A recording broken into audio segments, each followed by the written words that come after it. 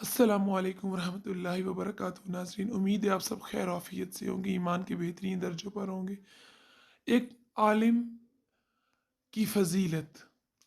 हज़रत कसीर बिन कैस कहते हैं कि मैं मस्जिद दमिश्क में हज़रत अबू दरदा के पास बैठा हुआ था कि एक आदमी मदीना मुनव्वरा से एक हदीस रसूल सल्लल्लाहु अलैहि वसल्लम जानने के लिए आया।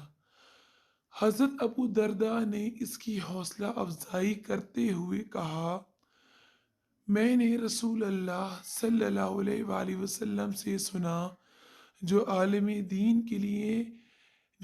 दीन के लिए निकलता है, अल्लाह इसके लिए जन्नत का रास्ता आसान फरमा देता है।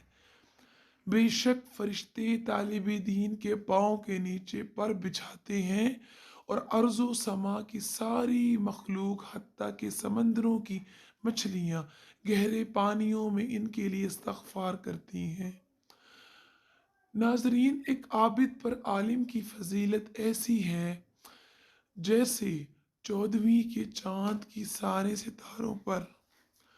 उल्मा अंबिया के वारिस होते हैं।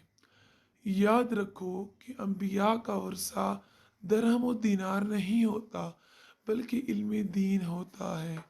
जो जितना ज़्यादा हासिल करेगा, इतनी ही फजीलत हासिल कर सकेगा।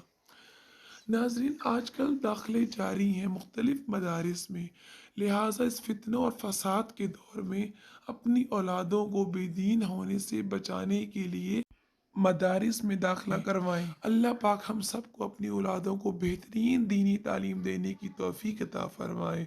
आमीन अल्लाहुम्मा आमीन। अस्सलामु अलैकुम वरहमतुल्लाहि वबरकातुहू।